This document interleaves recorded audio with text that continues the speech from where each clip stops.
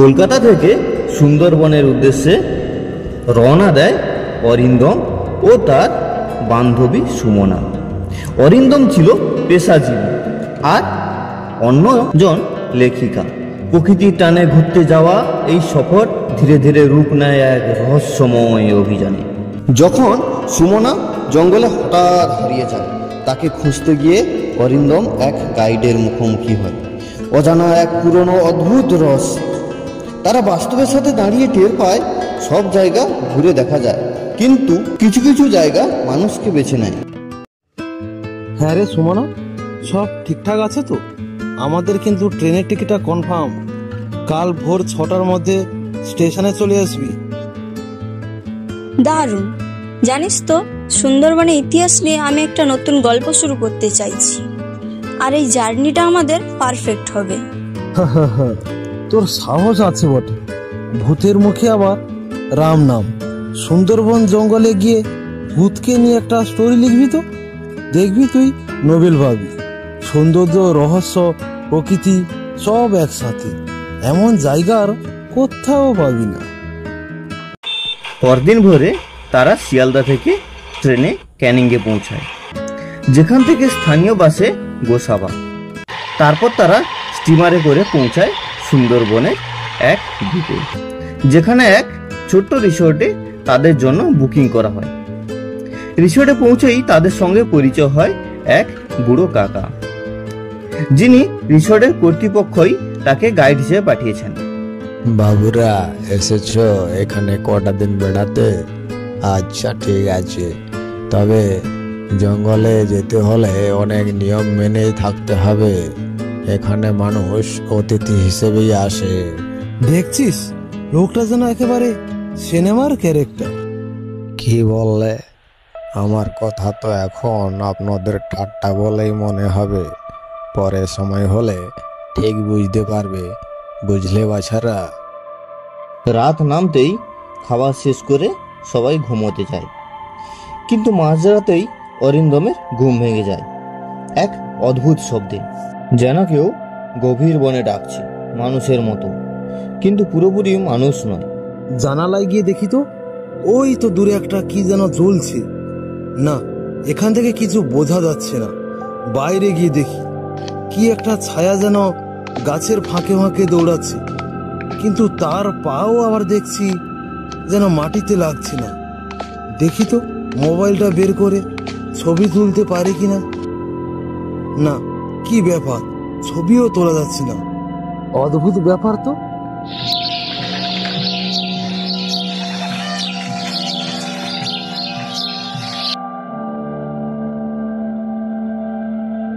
রাতে বনে বেরোতে নেই। যাকে দেখছো তোমরা, ওটা মানুষ নয়।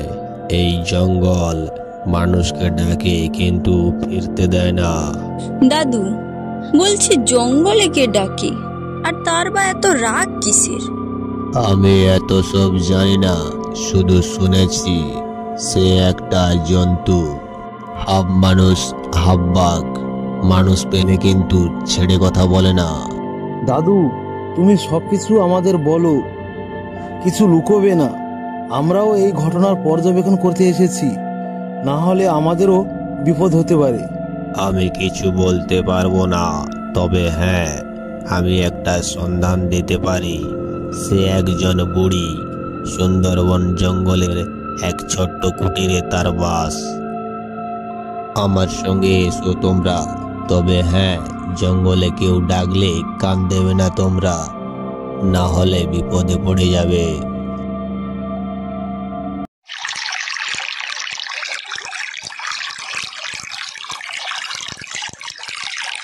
তোমরা কারা? এখানে কেন এসেছো? এখনো সময় আছে, বাড়ি ফিরে যাও।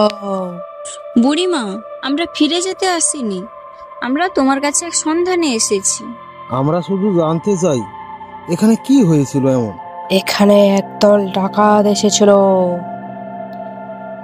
গুপ্তধনের সন্ধানে, কিন্তু এক সময় ওদের উপর নরবাঘের ছায়া পড়ে, আর তারা একে একে প্রাণ হারায়। এই জঙ্গলে তাদের প্রাণ গুপ্তধনের সন্ধান পাওয়ার জন্য ঘুরে বেড়ায়। যাও, চলে যাও তোমরা এখান থেকে, না হলে তোমরা আর বেঁচে ফিরতে পারবে না। এই বুড়ির বকবকানি শোনার আমার সময় নেই। আমি একটু আলাদা হয়ে ছবি তুলতে যাচ্ছি। জঙ্গলে একা যাওয়া মোটেও নিরাপদ নয়। চিন্তা কিসের, পাশেই তো আছি। কিন্তু সুমনা কারুর কথা না শুনে একটু দূরে গিয়ে যখন ছবি তুলছি, তখনই হঠাৎ ঝোপে আড়াল থেকে একটা ভয়ঙ্কর আওয়াজ। সুমনা চমকে উঠে দেখে কেউ নেই। সে আবার এদিক ওদিক তাকিয়ে ছবি তুলতে ব্যস্ত। আর তখনই এক কালো ঘন ধোঁয়া তার চারপাশে ঘিরে ধরে। ঠিক তার কিছুক্ষণ পর সে যখন চোখ মেলে দেখে সে একা। অরিন্দম, বুড়ো কাকা, ওই ঠাকুমা কেউ নেই। আর পথটাও সে চিনতে পারছে না। সামনে শুধু গভীর জঙ্গল আর অদ্ভুত এক কণ্ঠস্বরের আওয়াজ।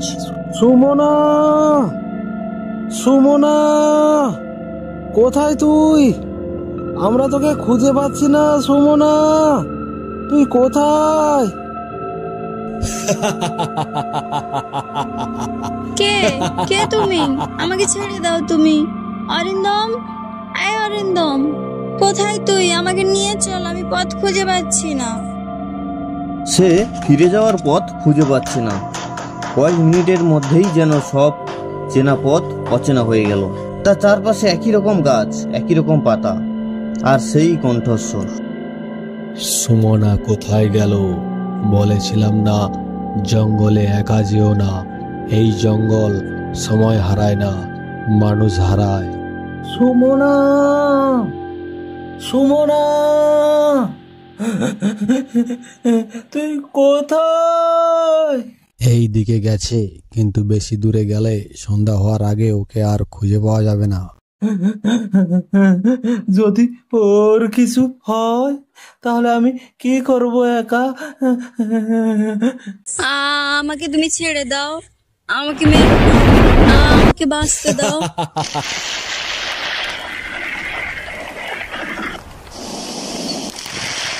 চলো আমরা এখান থেকে শীঘ্রই ফিরে যাই। আমার মনে হয় এখানে থাকা আর আমাদের ঠিক হবে না। না, আমি কোথাও যাব না। সুমনাকে ছেড়ে দিয়ে আমি এক পাও যাব না। ও ফিরে না আসা পর্যন্ত আমি এইখানেই অপেক্ষা করব। তোমার কি মনে হয় ও আর ফিরবে? ও আর একদম ফিরবে না। ও আর প্রাণে বেঁচে নেই। ওকে জঙ্গলে টেনে নিয়ে গেছে। না, এ হতে পারে না। তুমি মিথ্যা কথা বলছো। আমার সুমনা আমাকে এভাবে ছেড়ে দিয়ে যেতে পারে না। তোমার কথা আমার একদম বিশ্বাস হচ্ছে না। ঠিক আছে, তোমার যদি মনে হয় আমি মিথ্যে কথা বলছি, তাহলে চলো ওই বুড়ির পাশে। ওই বলতে পারবে তোমাদের সুমনার খবর। ওর সন্ধান এখন আমরা কোথায় পাবো? ওই কুঠিরে? হ্যাঁ, আমার সঙ্গেই চলো। একদম সময় নেই, না হলে বিপদ হয়ে পড়বে।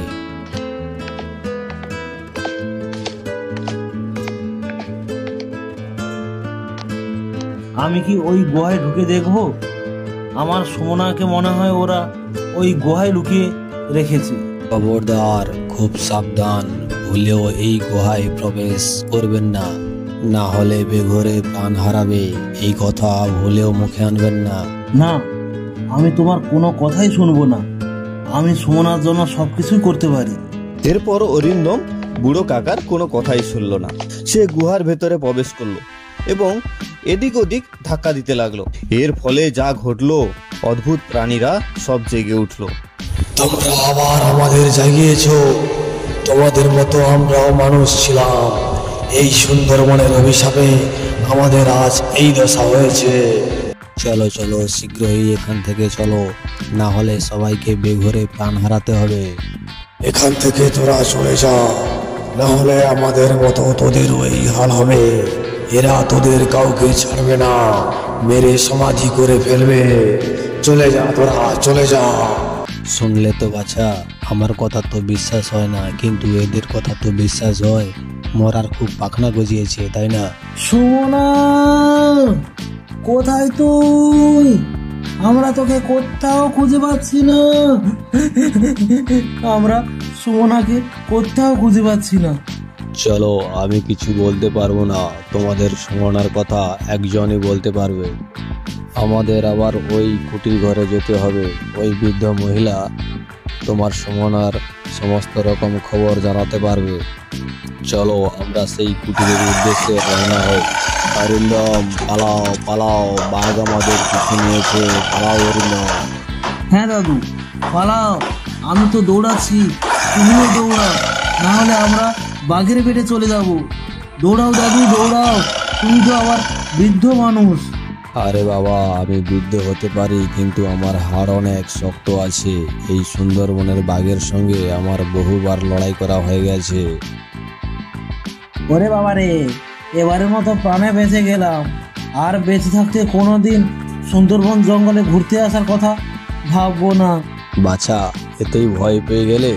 এদের সঙ্গে কতই না লড়াই করেছি। বাদ দাও ওইসব কথা। চলো আমরা এগিয়ে যাই। ওই তো আলো দেখা যাচ্ছে, ওইখানেই বৃদ্ধ মানুষ রয়েছে। তোরা চলে এসেছিস? জানতাম তোরা আবার আসবি আমার খোঁজে। সবাই আমাকে বুড়ি ভাবে, কিন্তু আমি এই বনের গল্প জানি। আর তোদের মতো যারা আসে তারা হারিয়ে যায়, তাদের জন্য আমি অপেক্ষা করি। আমি আর আমার বান্ধবী শহর থেকে এই জঙ্গলে বেড়াতে এসেছিলাম কিছুদিনের জন্য। আর এসেই আমার বান্ধবীকে জঙ্গলে হারাই।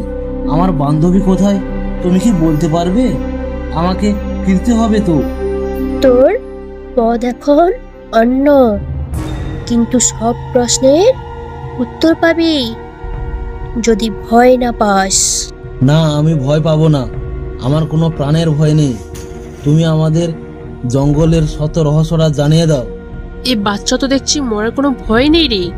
তুই এই জঙ্গলের রহস্য জানলে তোকেও এই জঙ্গল টেনে নেবে, তোকেও ছাড়বে না। চলে যা, তোরা হলি শহরের বাবু। তোরা এই জঙ্গলের বাঘ ভূত কিছুই বিশ্বাস করবি না। চলে যা বলছি, চলে যা তোরা। শেষ পর্যন্ত বুড়ি অরিন্দমকে জঙ্গলের সত্য ঘটনা আর জানালো না। শেষ পর্যন্ত অরিন্দমকে ফিরে যেতে হলো শহরে খালি হাতে। হ্যালো আমার ছোট ছোট কার্টুন প্রিয়সী বন্ধুরা, আমাদের এই গল্পটিকে ভালোবেসে লাইক, কমেন্ট, শেয়ার এবং সাবস্ক্রাইব করে দিয়ে যাবেন। এবং ভিডিওর কোন পার্টটি ভালো লাগলো সেটা কমেন্ট করে জানাবেন। শেষে কি হতে পারে এটাও কমেন্ট করে জানিয়ে দিন। সঙ্গে থাকুন, পাশে থাকুন, খুব তাড়াতাড়ি আসছি।